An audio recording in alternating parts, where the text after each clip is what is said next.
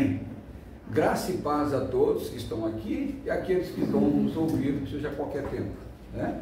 E aqueles que não puderam vir também são abençoados. Nós abençoamos aqueles que entram, aqueles que saem e aqueles que ainda não chegaram. Senhor Jesus, obrigado por esse momento tão precioso na sua presença. Obrigado, Senhor, porque eu já posso sentir o mover do Senhor no meu coração, na igreja, o Espírito de Deus que passeia no nosso meio. Muito obrigado, Senhor, porque somos, ó Deus, somos sacudidos pelo Senhor e somos consolados pelo Senhor, somos preenchidos pela sua vida. Muito obrigado, Senhor. Louvado seja o Senhor, engrandecido eternamente o seu nome. Amém? Amém. Irmãos, então, eu quero dar uns rápidos avisos. Nossos avisos é que continuamos estudando a carta aos Hebreus. Nós estamos no capítulo 6, tem sido maravilhosa essa revelação da carta aos Hebreus para nós. Temos ainda a nossa apostila de maturidade, que queremos avançar nesse curso, porque depois tem o treinamento de liderança, tá? Então nós temos propósito, nós temos visão, nós temos intenções maravilhosas. Temos aqui também a nossa escola bíblica infantil, que tem sido uma bênção, né? E nossos cultos aos domingos, tá? Brevemente, irmãos, nós estaremos retomando aí a construção dos banheiros, né? E também já estamos planejando uma festinha aí para as crianças no Natal, né? Nós precisamos da oferta dos irmãos, aqueles que estão nos ouvindo. Nós vamos deixar depois aqui o QR Code na tela, tá? E vamos ministrar os dízimos e ofertas, porque a gente quer fazer uma coisa muito boa para as crianças desse bairro, né? Tá bom? E depois disso eu vou anunciar o título da nossa ministração de hoje, tá? Abrem a Bíblia, no Mateus, em capítulo 23, né? Mateus 23, é apenas um versículo, né, que diz respeito aos dízimos, tá? Esse verso está relacionado ao dízimo, embora pareça um pouco diferente, né? Olha, diz assim: ai de vós, escribas e fariseus, hipócritas, porque dais o dízimo da hortelã, do endro e do cominho, e tendes negligenciado os preceitos mais importantes da lei: a justiça, a misericórdia, a fé. Deverias, porém, fazer estas coisas sem omitir aquelas. Isso, irmãos, Jesus, quando estava aqui ensinando os escribas e os fariseus, pela lógica, Jesus não teria necessidade de ensinar os doutores da lei. Mas, como sabemos, eles eram tão apegados à lei e deixavam de cumprir os pontos mais importantes que Jesus citou aqui, que é a justiça, a misericórdia e a fé. No entanto, Jesus repreende eles, porque eles praticam a lei. No caso aqui, o dízimo está na lei, embora o dízimo foi instituído antes da lei. Eles praticavam rigorosamente os dízimos. Jesus diz assim que eles chegavam ao extremo, né? Ou seja, dais o dízimo da hortelã, do endro e do cominho. Ou seja, até mesmo das suas colheitas, das suas hortas, eles dizimavam. Eles dizimavam de tudo. Porém, o mais importante, que era o amor ao próximo, a misericórdia, a justiça, eles deixavam de fazer, deixavam a desejar. Mas o ensino que eu quero trazer nesse verso é despertar você que Jesus, ele não deixou de comentar a necessidade de dar os dízimos. Como assim, pastor? Está escrito aqui, ó, né? faze essas coisas sem omitir aquelas. Ou seja, então, dar os dízimos é sim, o Senhor aprovou isso. Tanto é que ele disse, se vocês fazem essas coisas, muito bem, mas não pode omitir aquelas outras coisas. Então, é importante sim que seja feito, que demos continuidade aos dízimos e ofertas, porque nós carecemos da ajuda dos irmãos para nós podermos manter o lugar onde nós estamos reunidos, né? Aí, quem puder, né, tem um envelopinho aqui, o nosso para oferta, e também o nosso QR Code, que é, eu não sei se ela vai conseguir projetar, mas a gente vai colocar na tela, que é GROW, G-R-O-W, GROW, que significa crescer, grow.conectadosemcristo@gmail.com, tá? A gente está aí recebendo essas ofertas, nós temos muitas coisas para fazer e poucos recursos, tá? Amém? Senhor Jesus, aí está aí na tela, vocês podem, quem estiver nos ouvindo, pode nos ofertar, tá? Pai, eu quero orar por aqueles que são tocados pelo Senhor. Senhor, obrigado pelas instruções de sua palavra, que dá continuidade, Senhor, àquilo que já era previsto. Senhor, obrigado por os irmãos que são constrangidos pelo Senhor para cooperar com essa obra. Senhor, nós não temos nenhuma intenção de nos enriquecer. Tudo aqui que é ofertado é devolvido, é colocado em obras sociais, em escola dominical, em compra de materiais, expansão aqui, Senhor, os banheiros que estamos precisando. Senhor, muito obrigado. Abençoa os irmãos, que eles sejam prósperos, que aquele, Senhor, que oferta com liberalidade, o Senhor venha multiplicar os seus bens. Nós oramos em nome de Jesus. Amém. Graças a Deus. Irmãos, nós vamos iniciar uma série de estudos que vamos falar sobre a nossa visão como igreja, né? É importante que todos nós saibamos qual a visão da onde a gente está congregando. É muito importante. E eu faço sempre uma comparação da seguinte forma: quando nós vamos nos unir a uma pessoa, quando nós vamos, por exemplo, ter um noivado e um casamento, é sempre muito importante, desculpe pelo som aí, é sempre muito importante que as pessoas saibam quais são as nossas intenções. E já que nós estamos aqui como igreja, queremos também colocar para os irmãos quais são as nossas intenções. Isso é importante, né? Tá bom? Então vamos lá. O título dessa mensagem sobre a visão da igreja é Igrejados e Desigrejados. Amém? O verso que nós vamos usar hoje, a palavra-chave, está em Hebreus, no capítulo 10, verso 23 a 25. Aqueles que puderem aí acompanhar. A Bíblia saiu do notebook. Não tem problema. Tá, então senta lá para nós acompanhar. Vamos aqui ver Hebreus, o capítulo 10. Tá? Hebreus 10, 23. Abram as suas Bíblias. Hebreus 10, 23. Tá bom? 23 a 25. Tá boa a imagem, está transmitindo direitinho?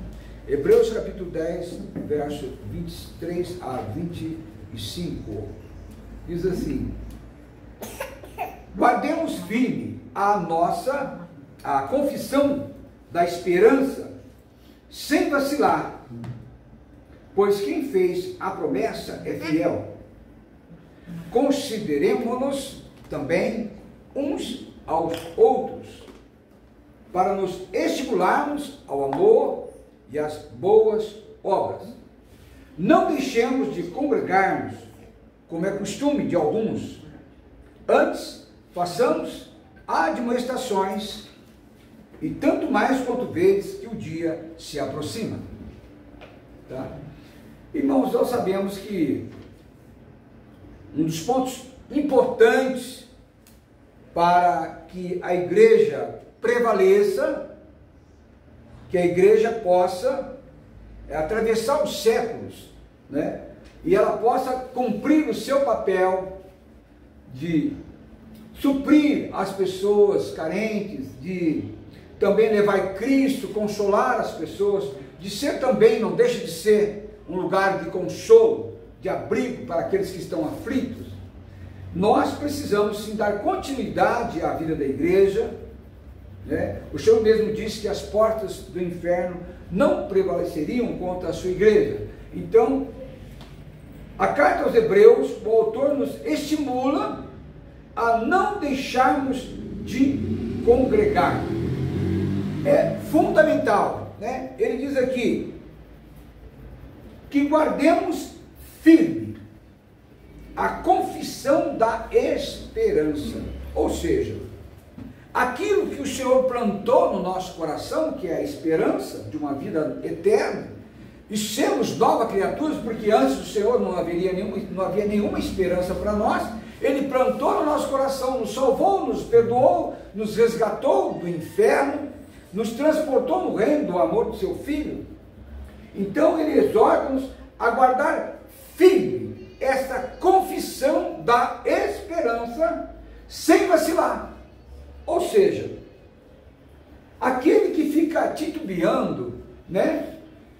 Uma vez ele vai, outra vez não vai, uma vez daqui a pouco ele crê, daqui a pouco ele deixa de crer, daqui a pouco ele participa, daqui a pouco ele não participa mais. Uma pessoa indecisa, confusa na sua fé, né? O que acontece? Irmão, essa pessoa, ela vacila constantemente e deixa o quê? De receber as promessas do Senhor, porque quem fez a promessa é fiel. Consideremos também uns aos outros para estimularmos o amor e as boas obras. Irmãos, o melhor lugar do mundo para nós estimularmos o amor, as boas obras, é na igreja. É na igreja que a gente vai aprender a viver em comunidade, né? Porque nós, irmãos, viemos de cultura diferente, viemos de famílias diferentes, ensinos diferentes, costumes diferentes, e na igreja ela é o lugar assim mais democrático do mundo, onde todo mundo pode estar aqui, de todas as raças, né? Todas as etnias, e nós podemos compartilhar Cristo. É o único lugar em que todos são colocados no mesmo nível, rico, pobre, bonito e feio, etc. Então, nós exortamos os irmãos, estimulamos os irmãos, o quê? Ao amor e às boas obras. Tá? Cristo nos desperta a um viver de comunidade. Por sinal, nós temos a nossa igreja, ela é comunidade dos irmãos em Cristo, tá? E o que mais ele fala? Não deixemos de congregar como é costume de alguns. Irmãos, eu quero dizer algo aqui muito interessante. Se nós faltarmos à igreja um dia, um final de semana, que é por necessidade, amém, né? Tem uma necessidade, mas começa a faltar o segundo final de semana, depois do terceiro, sabe o que vai acontecer? Vira costume. Aí você acostuma a não mais participar da igreja. Então é preciso sim, né, participar seguidamente, para que a gente possa acostumar e sentir a necessidade de estar na igreja. Tem muitos que dizem, hoje a gente ouve demais isso aí, né? Ah, mas eu vou ficar para quê na igreja? Para ficar ouvindo o pastor? Né? Ou para ficar ouvindo lá um ancião? Ah, eu posso ouvir aqui de casa. Irmão, você me desculpe, você que está me ouvindo, você não é igreja. Sozinho ninguém é igreja. Igreja é quando nós estamos juntos. A igreja significa o corpo de Cristo. Um membro isolado, separado do corpo, é um monstro. Você me perdoa, mas essa é a verdade. corta um dedo seu e deixa ele sozinho lá, você vai até se assustar com ele. Não é verdade? Daqui a pouco você vai chegar em casa e vai ver uma cabeça lá. Você vai se assustar. Então, os membros, eles têm que estar conectados o quê? Na cabeça que é Cristo. Então tem que estar no corpo de Cristo. Não adianta. Todo membro que é separado do corpo, ele tende o quê? Ele tende a definhar, ele tende a morrer, a apodrecer, tá? Então, como é costume de alguns, não deixemos de congregar. É fundamental para manter a nossa fé, para manter a nossa vida crescente no Senhor, para sermos exortados, para mutuamente sermos o quê? Estimulados a praticar as boas obras. Juntos, irmãos. Se nós olharmos para trás, do tempo que nós convertemos até hoje, muita coisa mudou na nossa vida. Eu digo com certeza, se você está isolado, dificilmente vai desenvolver sua fé. Porque a nossa natureza, irmão, a nossa natureza é morosa. Nós temos assim uma terrível tendência a procrastinar as coisas, a sermos o quê? Preguiçosos, né? Nós queremos o quê? Sempre escolher o mais fácil e melhor. E muitas vezes o mais fácil e melhor é ficar em casa. É ficar em casa no sofá, comendo pipoca, assistindo filme, né? Os nossos seriados, ou excessivamente nos dedicarmos ao quê? Ao lazer ou excessivo trabalho. Todas as coisas, irmão, eu digo sempre aqui na igreja, se algo na minha vida concorre com a igreja, eu estou predisposto a renunciar. Porque nada pode concorrer com a nossa vida do igrejar. Por sinal, o título da mensagem de hoje é Igrejado e Desigrejado. Tá bom? Vamos lá, vamos avançar? Às vezes, as pessoas também costumam murmurar, né? Eu vou na igreja, mas não muda nada na minha vida. Irmãos, eu não sei, na minha vida mudou muito, né? A minha vida é uma constante mudança e transformação. Talvez seja a sua motivação de estar na igreja que esteja contaminada. Deus, Ele sonda o nosso coração, Ele sabe de tudo aquilo que nós fazemos e decidimos, das nossas motivações, né? Os segredos do nosso coração. Então, tem pessoas que falam exatamente isso, que nada resolve, não muda nada, mas eu quero dizer para você que talvez as suas motivações estejam erradas. Talvez você tenha buscado nos homens aquilo que deveria buscar em Deus. Os homens, irmãos, se nós olharmos para as pessoas, nós não temos diferença uns dos outros, porque somos pecadores. A grande diferença é o quanto você busca a Deus e o quanto você não busca a Deus. Porque a nossa transformação só depende da quanto nós buscamos o Senhor. Se nós temos pouco interesse pelas coisas do Senhor, com certeza, pouca coisa vai mudar na sua vida, né? Quanto mais nós buscamos o Senhor, nós vamos nos espelhar o quê? Cristo. Quanto mais nós buscamos em nós mesmos, ou então no próximo, a gente está com tendências à frustração, tá? Então não pensa, fala lá em Tiago, né?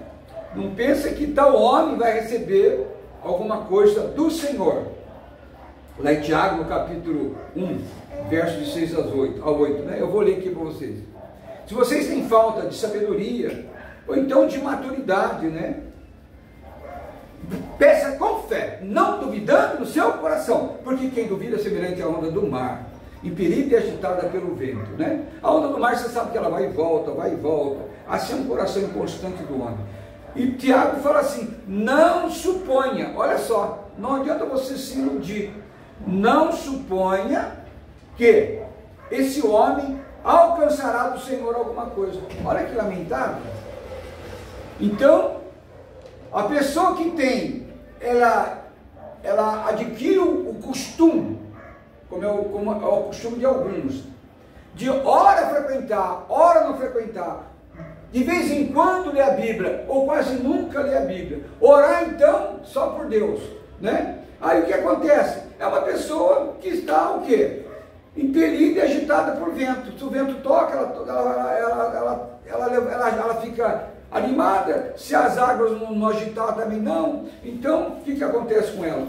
Ela não vai receber coisa alguma da parte do Senhor, infelizmente, né? Esse aí é um homem de ânimo dobre, inconstante em todos os seus caminhos. Eu quero dizer uma coisa para você. Por que eu estou falando isso? Porque você só vai obter algo do Senhor, mais revelações e mais crescimento na palavra, se você for constante, se você permanecer firme, né? Então, aquele que é inconstante nos caminhos do Senhor, ele fatalmente não vai ser bem sucedido na sua vida espiritual. Amém? Então, essa é a exortação que eu estou dando aqui, como se fosse uma introdução ao nosso sermão, que é os igrejados e desigrejados. Irmãos, não se preocupem que desigrejados não tem no dicionário, tá? É uma palavra que está tornando popular, mas ainda não foi incluída no nosso vocabulário, tá bom? Bom, outra coisa, irmão, o propósito eterno de Deus. Então agora eu vou entrar realmente, eu vou falar mais devagar, isso é importante para os irmãos que possam, em outro momento, rever essa palavra.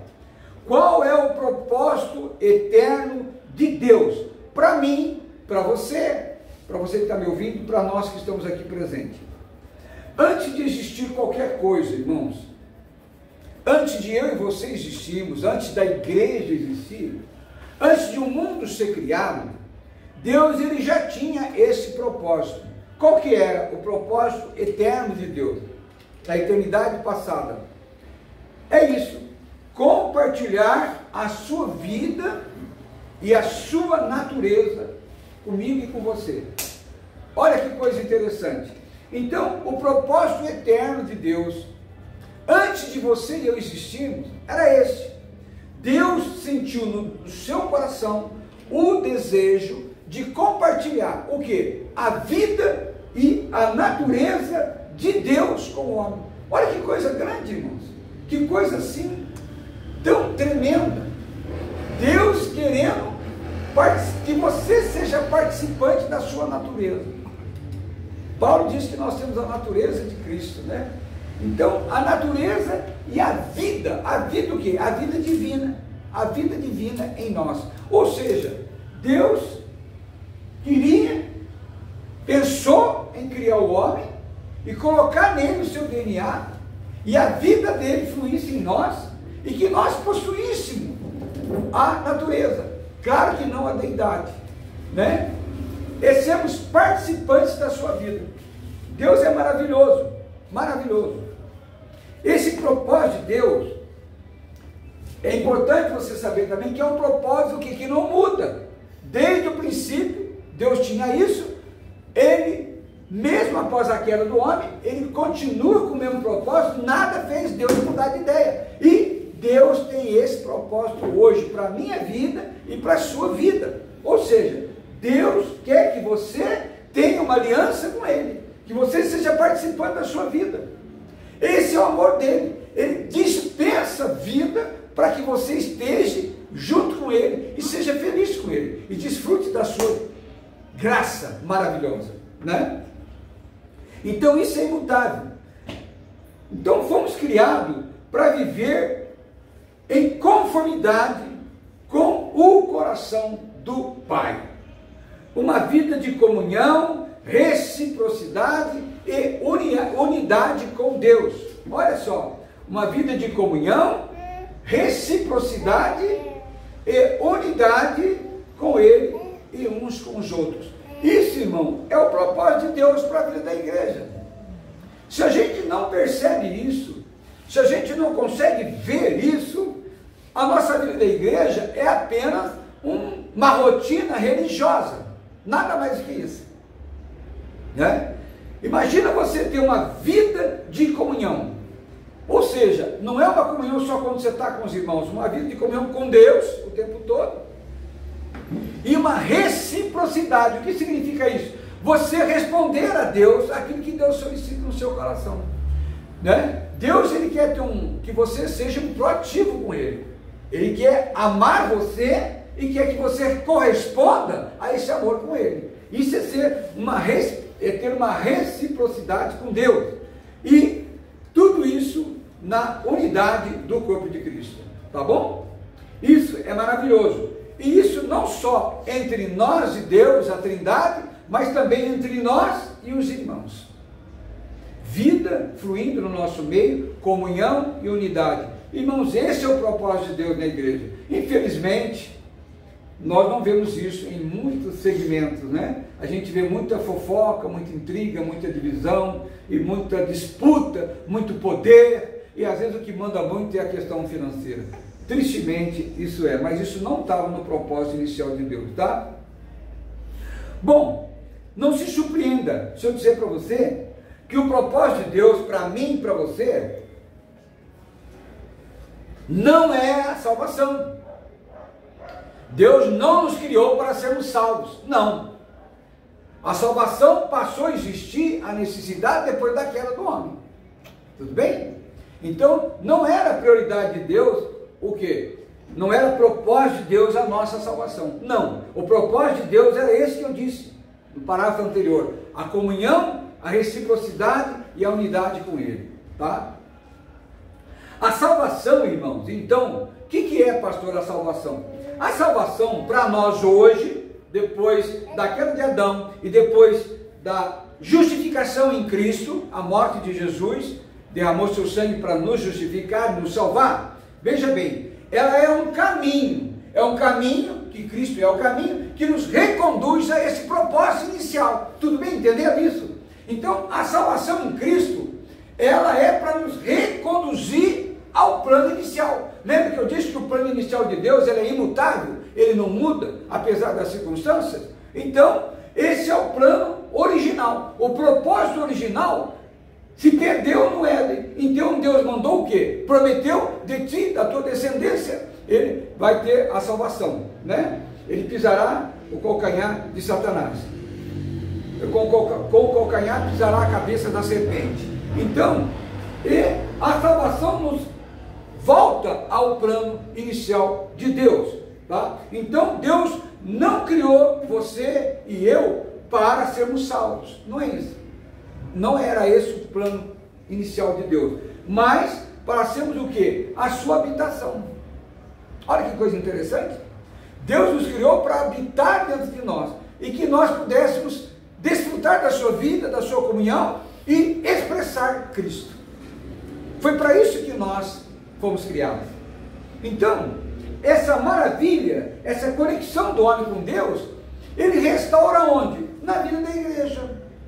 Ele restaura na comunhão dos santos, onde nós podemos ter comunhão com Deus e comunhão com os irmãos, né? João diz que a nossa comunhão é com o Pai e com o Filho e com o Espírito Santo. E aquele que tem comunhão com Deus, tem comunhão com os irmãos.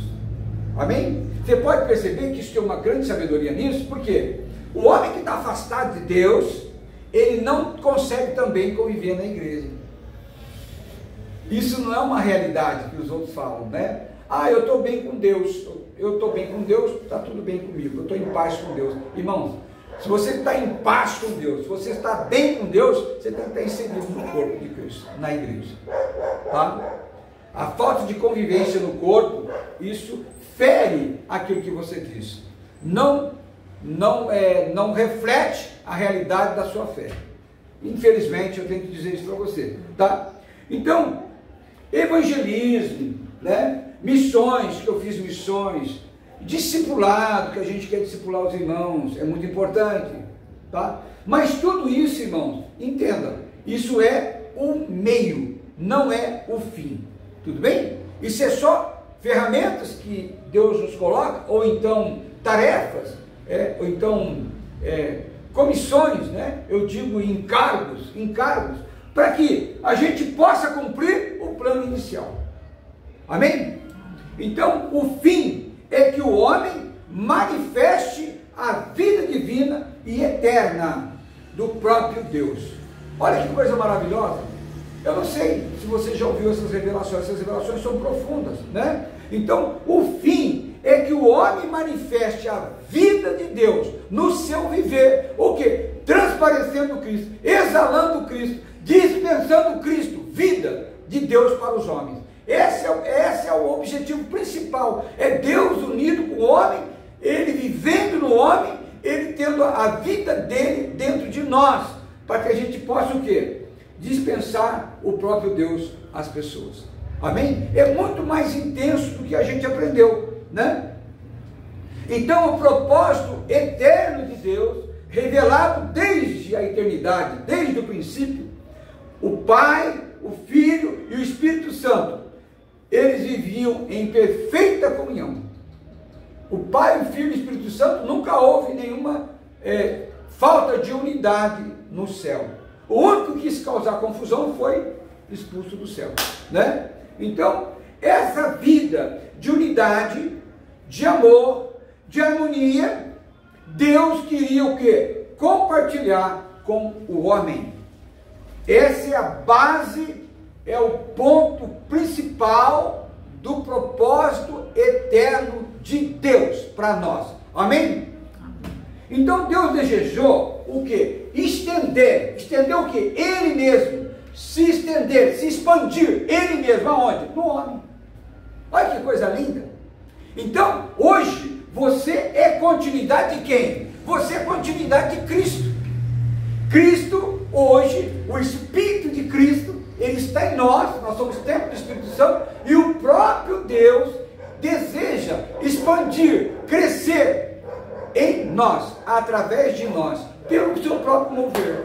Olha que coisa maravilhosa. Por isso que nós somos chamados o quê? De cristãos. O que é cristão? Pequenos cristos. Olha que coisa, a gente não tem noção das coisas, né?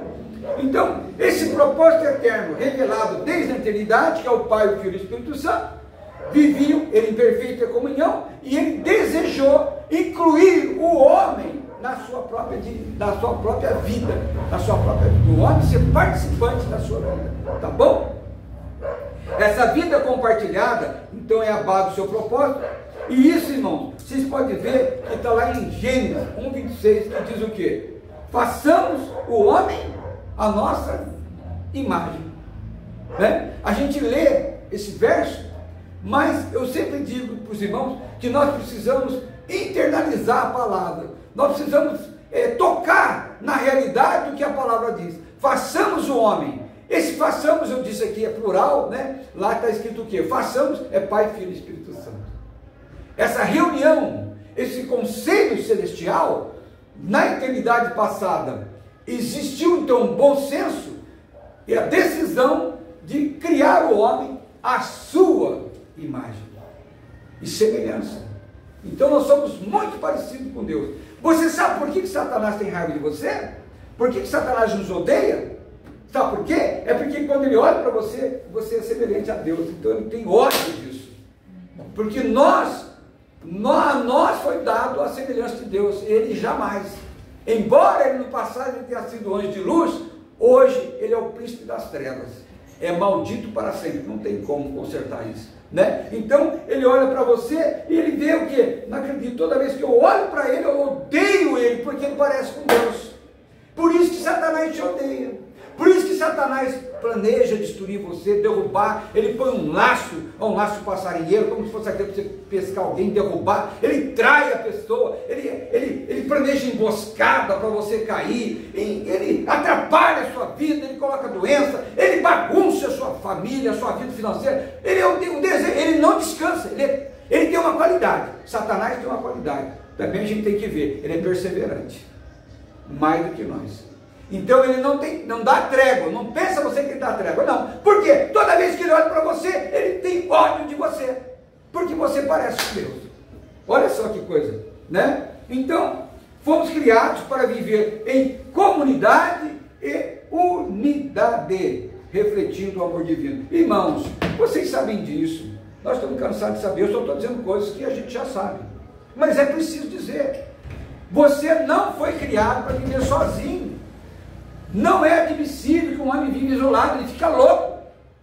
Ele fica meio retardado, ele fica tendo alucinação, ele fica em depressão, ele fica um animal irracional, né? Eu tive exemplo de uma pessoa que viveu muitos anos sozinha. Ele, no final da sua vida, depois de um tempo, ele não tinha mais nem condição, irmão, não quero nem falar. Chegamos lá, ele morava num lixo, ele era um verme, porque ele perdeu todo o estímulo de vida, porque ele decidiu isolar-se. É a mesma coisa de um homem ficar numa caverna, né? Então nós não fomos criados para viver isolados, mas em comunidade. Por isso que nós somos comunidade, aleluia. Comunidade e em unidade com Deus e com os irmãos, refletindo o quê? O amor divino. Amém? Irmãos, eu só estou no início da nossa administração, ela é longa, tá? Mas pode ficar tranquilo que tem 30 minutos, eu encerro antes. Cristo em nós e nós em Cristo. Olha que coisa interessante. Cristo em nós e nós em Cristo. Isso significa o quê? Unidade.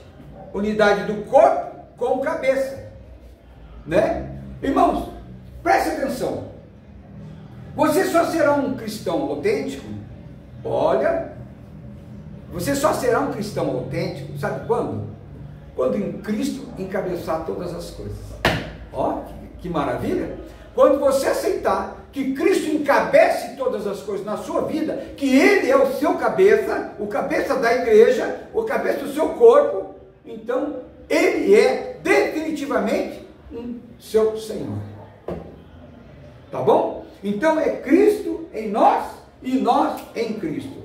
É uma unidade indissolúvel, né? Os irmãos costumam até dizer isso, que nós conseguimos separar as batatas cozidas, embora todas sejam cozidas, mas quando você amassa e vira um purê, aí não tem como mais separar. Então, eles costumam dizer que na igreja, a unidade da igreja e a unidade da igreja com Cristo, uma expressão assim, material, para você entender, é como se fosse um purê de batata. Não dá mais para separar, tá bom? Bom, há uma dimensão individual. Sim, há uma dimensão individual. O que eu quis dizer com isso? Existe sim, não estou dizendo que não tem o seu relacionamento íntimo, individual com Deus. Tem, claro que tem. Você tem que ser, por exemplo, uma pessoa que lê a Bíblia, que tem uma vida de oração. Então existe essa dimensão individual. Entra no teu quarto, fecha a tua porta, e Deus que está te vendo em segredo vai te ouvir. Amém? Então existe sim essa dimensão espiritual individual. Porém, né, eu quero dizer para você também que existe a dimensão corporativa. Como? A dimensão corporativa é a vida da igreja. Amém? Vocês conseguem entender as duas coisas? Então, Cristo habita em mim, mas Cristo habita em nós. Amém? Então existe sim a dimensão individual, que é a sua vida com Deus, o seu devocional com Deus, a sua entrega a Deus, quando Deus te olha onde ninguém te vê. Mas existe também a dimensão corporativa, que é o viver da igreja, né? Em João, no capítulo 15, verso 5, está escrito assim, ó: quem permanece em mim e eu nele, esse dá muito fruto, tá? Então é Cristo em nós e nós em Cristo. Existe sim a gigante necessidade, a extrema necessidade de nós estarmos ligados no Senhor, permanecer nele, tá? Permanecer em Cristo é também permanecer em quem? É permanecer no corpo. Está implícito, né? Comumente a gente vê esse verso, quem permanece em mim, a gente só vê o lado individual, o lado pessoal. Eu permanecer em Cristo. Não está errado, mas isso também é necessário ampliar o sentido. Ou seja, permanecer em Cristo é também permanecer no seu corpo. Permanecer em Cristo é permanecer ligado ao cabeça, é não estar desligado do corpo, é permanecer no corpo de Cristo em comunhão com a igreja. Amém? Está dando para entender o que eu estou falando? Então vamos lá. Uma forma, irmão, uma forma de nós vivemos igreja, que nós adotamos viver em igreja, e que eu tenho tentado implantar aqui, eu estimulo os irmãos a isso, é formar pequenos grupos, porque nesses pequenos grupos, fora da estrutura da igreja, pode-se viver a palavra, né, que é um pequeno grupo, pode ser em qualquer lugar, pode ser em casa, pode ser na escola, pode ser no horário do trabalho, pode ser na faculdade, enfim, em N lugares, você pode sim. Esse pequeno grupo, a gente dá o nome até de célula. Por quê? É um nome que é bem aceito no nosso meio, mas poderia ser pequenos grupos, grupos de comunhão, não tem problema quanto a isso, tá? Então essa célula é uma expressão prática dessa verdade. É uma forma, irmão, de levar tudo que nós aprendemos para a prática aonde nós estamos. Nós encontramos nos grupos familiares, ou então nos pequenos grupos, o quê? A extensão da igreja. A igreja não é só aqui dentro do prédio. A igreja é onde você está. Então lá na sua casa é uma extensão da igreja. Você reúne lá, ora lá, faz o culto do lar, lê a palavra lá. Porque o pastor não está lá. Lá no seu trabalho você faz isso, porque você também tem a função de ministro, de sacerdote. Né? Nós somos sacerdotes do Senhor. Na nova aliança, você não tem que ter uma dependência do pastor, porque você também é capaz. O Espírito e a unção está sobre você. Amém? Aleluia! Olha que coisa maravilhosa, né? Então, Cristo se manifesta por meio dos pequenos grupos, das células, porque ali existe o quê? Unidade entre os irmãos. É uma aplicação prática de tudo que nós aprendemos na igreja, tá? Então a célula não é uma simples reunião, mas é o corpo vivo de Cristo em expressão. Amém? Por isso que nós incentivamos sim. Irmão, mas por que você fala isso é tão importante? Irmãos, eu vou dizer para vocês uma coisa. Você ficar limitado a vir só na igreja, a ouvir o pastor, é ótimo, eu estimulo isso, é importante, mas você tem que ter um viver prático da igreja. Como se você vai ter um viver prático da igreja? Para você praticar o que é ensinado na igreja, é no pequeno grupo. Lá você é estimulado o quê? A exercitar o seu espírito. Você é estimulado a quê? A ler a palavra. Você é estimulado o quê? A falar, a profetizar, a ensinar, a cuidar, a apacentar. Lá vocês vão sendo treinados. Por quê? Debaixo da supervisão do pastor, você pode praticar aquilo que você aprende. Amém? Por isso é que nós incentivamos constantemente a vocês se tornarem líderes de célula. Pastor, eu quero abrir a minha casa para fazer uma célula. Amém! Eu vou dar todo o apoio. Pastor, eu quero abrir lá em casa também. Pode. Vai levar a palavra que nós ministramos aqui, pode cantar, pode orar pelos irmãos, chama os vizinhos, chama os parentes, chama as crianças. Irmãos, expande o reino de Deus. Por favor, quebrem a religiosidade, que viver igreja é só dentro do templo. Você tem que viver igreja lá na faculdade, lá na prefeitura, no fórum, aonde você estiver, faça pequeno grupo, expande o reino de Deus, seja testemunho de Cristo vivo em qualquer lugar que você esteja. Tem muitas pessoas que não vão vir para a igreja, irmão. Tem muitas pessoas que têm ranço de igreja por causa de tanta difamação e tanto escândalo, tanta coisa que eu não quero nem ficar falando. Então, você leva a igreja até ele. Você leva a igreja onde você está. Eu te ajudo, eu te apoio, eu te visito, eu dou material, eu acompanho, eu te ensino, eu te apacento. Você vai desenvolver o quê? Você vai pôr em prática o ministério que Deus te deu. Amém? Então, na célula, vivemos comunhão diária, oramos, profetizamos, edificamos mutuamente uns aos outros, porque o nosso lema, o nosso versículo base, chave que está aqui na frente, é quem? Mateus 18, verso 20. Porque onde estiverem 2 ou 3 reunidos, em meu nome, ali eu me faço presente. Quanta coisa maravilhosa, irmãos. Se as igrejas aprendessem esse ensino, a gente quebraria tanto tabu religioso. A gente ia crescer espantosamente. Esse Brasil seria tomado de canto a canto, de cidade em cidade, de bairro, de rua em rua. Quantas pessoas estariam reunindo? Ah, pastor, mas são desigrejados? Não, não são desigrejados. São pessoas que estão vivendo e pondo em prática, vivendo a igreja, debaixo de uma supervisão, debaixo de um pastorado, debaixo de um discipulado, debaixo de um acompanhamento. Por quê? Nós fomos ensinados erradamente, irmãos, erradamente, que nós somos apenas ouvintes. Isso, irmão, é um ranço que vem o quê? Vem do catolicismo, que me perdoe. Só o padre fala e o povo só escuta. Irmão, você é membro do corpo e o corpo tem que funcionar. Você não pode ficar sem funcionar.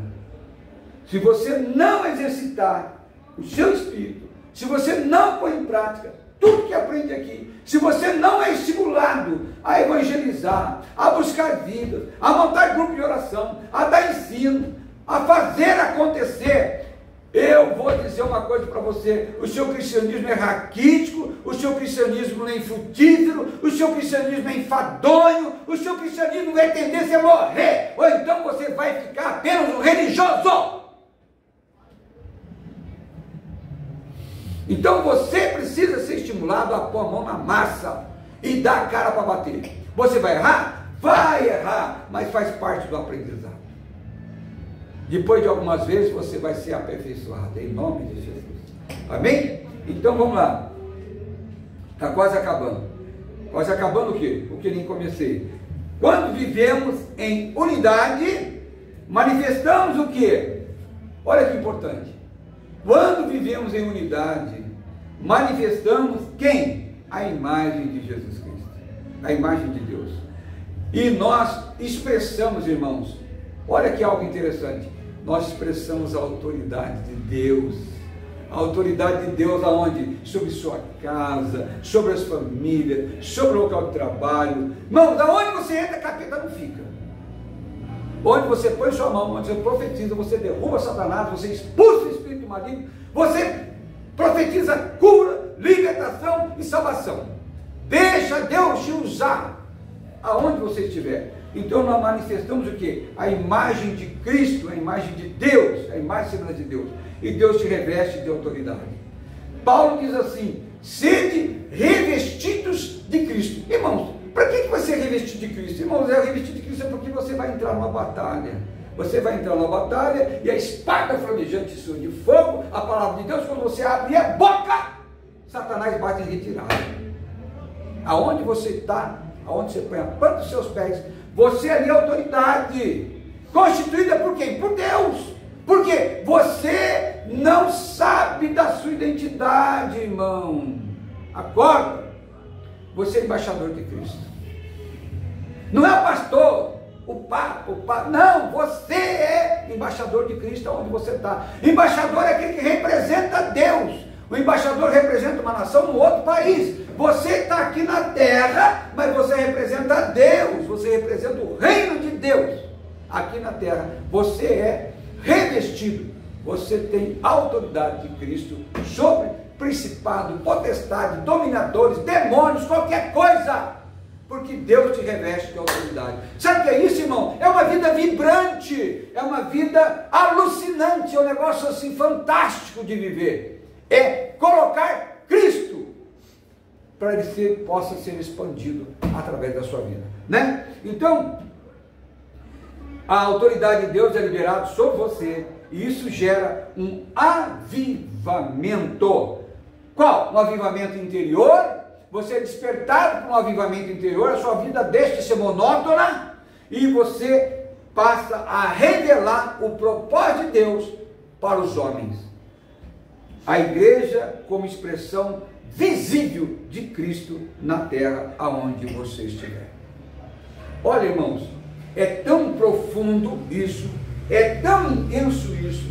Eu vou repetir: se o cristão tomasse consciência da sua identidade, daquilo que Deus lhe comissionou, do seu papel aqui na terra, esse país, esse mundo já tinha sido transformado pelo poder de Deus. Só que temos, infelizmente, um bando de crente covarde, um bando de crente inativo, um bando de crente que está mais preocupado com qualquer outra coisa, menos com o evangelho do reino, menos em pregar salvação, menos em buscar vida, sabe? Ah, isso é coisa para o pastor. Esqueça, o pastor não faz tudo, quem vai fazer é vocês.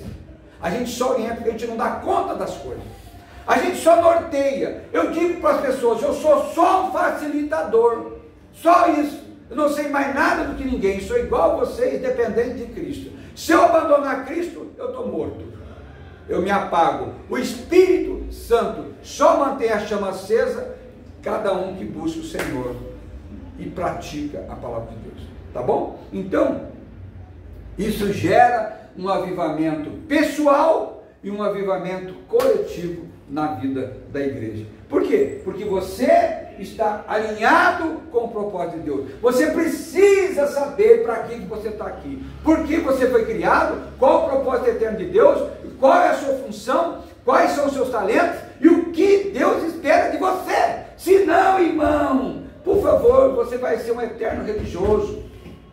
Você vai só no culto, recebe uma palavra, vai embora para casa e acabou.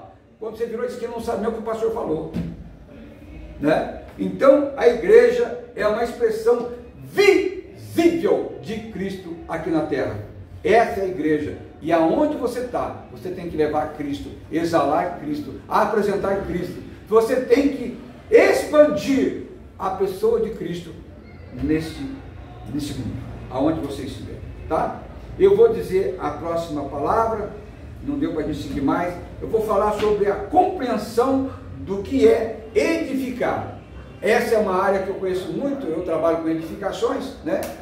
Eu só lido com isso, com edificação, com construção, com reforma, com ampliação, com projeto. Eu quero depois dizer sobre isso com vocês, o que é uma planta de edificação, né? Eu vou só introduzir. Uma planta, tudo que você vai construir, você tem que ter um projeto. E quando você tem um projeto, você lê o projeto, entende o projeto, estuda o projeto e você começa a investir, construir, pôr em prática em cima desse projeto. Nós temos um projeto maravilhoso de vida de igreja.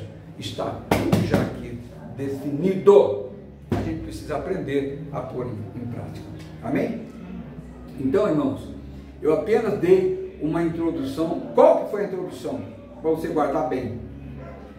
Qual é o propósito eterno de Deus já na eternidade passada? É que você expressasse Cristo. E qual é a continuidade desse processo? Não é, o princípio não é só a salvação, não é só discipulado, não é só missões, nada. Isso é apenas uma ferramenta. Mas o propósito eterno de Deus é que você leve Cristo a todas as pessoas. Amém? Por isso que nós estimulamos vocês.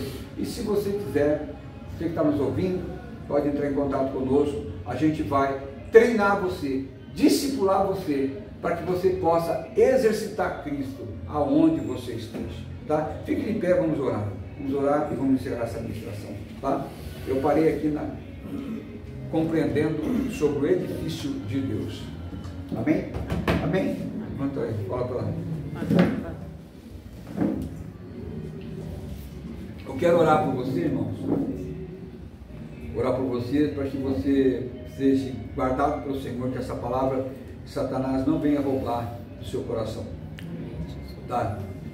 Pai, em nome de Jesus, que essa palavra venha crescer dentro deles, Senhor. Venha crescer de tal forma que venha tomar o entendimento deles, e que eles possam ser, Senhor, atraídos pelo Senhor. Essa palavra venha transformar o ser deles. Senhor, mistura essa palavra com cada irmão. Que a sua mente seja transformada, a sua forma de pensar, que a gente venha ter a mente de Cristo, que a nossa forma de viver seja semelhante àquilo que o Senhor tem como propósito. Crescer e multiplicar, levar o Evangelho a todas as pessoas, que a gente tenha disposição, Senhor, para te servir, implantar o reino aqui na terra. É tudo que o Senhor precisa, é tudo que o Senhor quer de nós. São coisas que ninguém vai fazer, é aquilo que o Senhor passou para nós fazermos. Pai, em nome de Jesus, eu abençoo os irmãos, abençoo aqueles que estão ouvindo, e que essa palavra seja transformadora na vida da igreja. Em nome de Jesus, amém. Abençoamos todos os irmãos.